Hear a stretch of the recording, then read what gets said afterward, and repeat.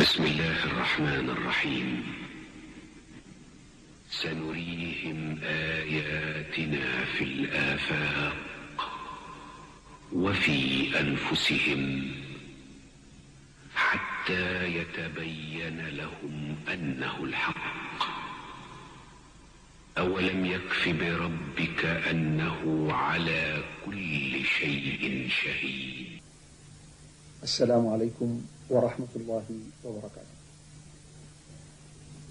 الحمد لله رب العالمين، وأصلي وأسلم على سيدنا ونبينا محمد صلى الله عليه وعلى آله وصحبه أجمعين، وبعد، فإن المعجزة القرآنية معجزة باقية متجددة إلى قيام الساعة، يعرفها الناس على اختلاف ثقافاتهم وعلى اختلاف عصورهم. يرى فيها البدوي في الصحراء ما يكفيه، ويرى فيها الأستاذ الجامعي ما يكفيه. هذا هو البروفيسور دورجا راو، إنه أستاذ في علم جيولوجيا البحار، وأستاذ الآن بجامعة الملك عبد العزيز بجدة.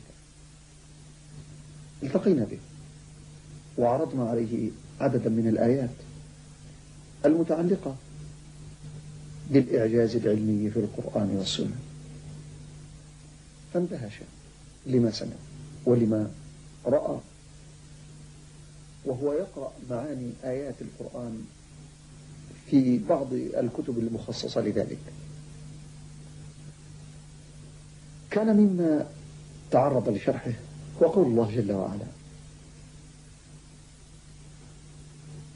أو كظلمات في بحر اللجي يغشاه موج من فوقه موج من فوقه سحاب وظلمات بعضها فوق بعض إذا أخرج يده لم يكد يراها ومن لم يجعل الله له نورا فما له من نور. قال: نعم، هذه الظلمات عرفها العلماء الآن بعد أن استعملوا الغواصات وتمكنوا من الغوص في أعماق البحار. لا يستطيع الإنسان أن يغوص بدون آلة أكثر من 20 إلى 30 مترا. الذين يغوصون من أجل اللؤلؤ في مناطق الخليج يغوصون في مناطق قريبة لا تزيد على هذا العمق. فإذا غاص الإنسان إلى أعماق شديدة حيث يوجد ظلام على عمق 200 متر لا يمكنه أبدا أن يبقى حيا. وهذه الآية تتحدث عن ظاهرة توجد في البحار العميقة، ولذلك قال تعالى: أو كظلمات في بحر لجي، ليس في أي بحر. وصفت هذه الظلمات بأنها متراكمة بعضها فوق بعض. والظلمات المتراكمة والتي تتراكم في البحار العميقة تنشأ بسببين: لسبب يكون نتيجة الألوان، اختفاء الألوان في طبقة بعد طبقة. الشعاع الضوئي مكون من 7 ألوان، فإذا نزل الشعاع الضوئي إلى الماء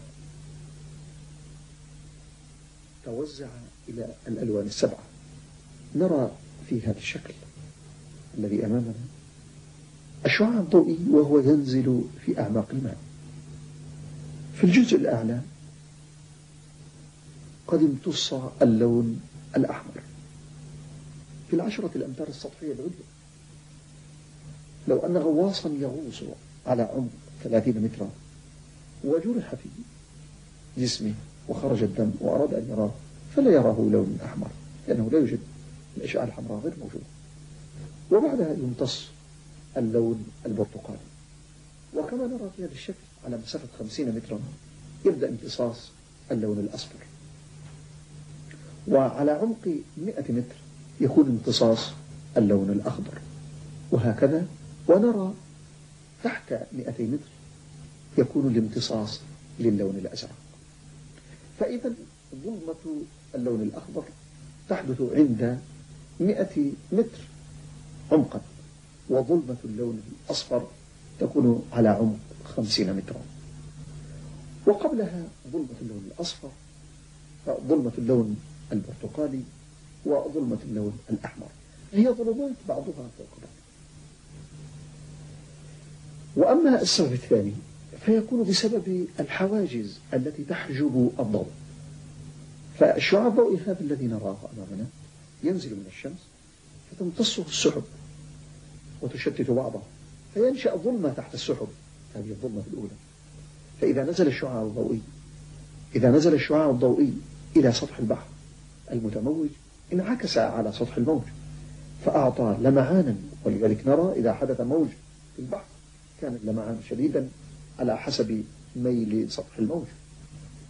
فالموج إذن يسبب عكسا للأشعة، أي يسبب ظلمة. ثم ينزل الشعاع الضوئي إلى أسفل ونجد البحر هنا ينقسم قسمين، قسم سطحي وقسم عميق. أما السطحي فهو الذي يوجد فيه الضوء والحرارة، وأما العميق فهو الذي يوجد فيه الظلام والبرودة. يختلف البحران بخصائصهما وصفاتهما، ولكن يوجد موج فاصل بين البحر السطحي والبحر العميق. هذا الموج الداخلي لم يكتشف إلا عام 1900 ميلادي. وفي الموج وتحت الموج العميق الذي يفصل بين البحرين يوجد البحر العميق ويبدأ الظلام، حتى أن الأسماك في هذه المناطق لا ترى بأعينها، والتي لها أبصار لها مصدر للضوء يصدر من جسمها. هذه الظلمات التي تراكمت بعضها فوق بعض جاء ذكرها في قوله تعالى كما نرى في الشريحة مرة ثانية. يقول تعالى: أو كظلمات في بحر اللجي يغشاه موج. إذا نظرنا إلى الصورة أسفل الصورة نرى الظلام، ونرى فوقه الموج الأول الذي يفصل بين البحر السطحي والبحر العميق، يغشاه موج، من فوقه موج، أي من فوق هذا الموج موج آخر وهو الذي يكون على سطح البحر، من فوقه سحاب فوقه، من فوقه سحاب، ظلمات بعضها فوق بعض، ظلمات بعضها فوق بعض. ظلمات هذه الحواجز وظلمات الألوان في طبقات بعضها فوق بعض، ظلمات بعضها فوق بعض. إذا أخرج يده لم يكد يراها، ومن لم يجعل الله له نورا فما له من نور. في هذه المناطق ظلام شديد، والغواصات تنزل إلى هذه المسافات فلا ترى شيئا، وتستخدم مصادر للضوء والإضاءة حتى ترى طريقها. فمن أخبر محمد صلى الله عليه وسلم عن هذه الآيات؟ كان هذا مما حدثنا عنه البروفيسور رام. ثم استعرضنا معه كثيرا من الآيات المتعلقة بالبحار وفي مجال تخصصه، ثم قلنا له: ما هو تفسيرك يا أستاذ رام لهذه الظاهرة، ظاهرة الإعجاز العلمي في القرآن والسنة؟ كيف أخبر محمد صلى الله عليه وسلم بهذه الحقائق قبل 1400 عام؟ فأجاب: difficult to assume that this type of knowledge is existent at that time, say around 14,000 years, 1400 years back. Maybe some of the things we have a general idea, but to describe those things in great detail is very difficult. So this is definitely not a simple human knowledge. A normal human being cannot explain this phenomena in that much detail. So I thought some supernatural or extra-human being, the data or the information might have come from some supernatural source. نعم، لا بد أن يكون مصدر هذا العلم من جهة ليست في مستوى البشر ولا في مستوى الطبيعة كما يقول الأستاذ رام، إنها وراء هذا، إنها فوق الطبيعة، فوق الطاقة البشرية. إنه يريد أن يقول لا يمكن أن يكون هذا من كلام موجود من موجودات الطبيعة حقا. إنه كلام الذي يعرف هذه الطبيعة ويعرف هذا الكون ويعرف الأسرار فيه. قل أنزله الذي يعلم السر في السماوات والأرض، إنه من عند الله سبحانه وتعالى.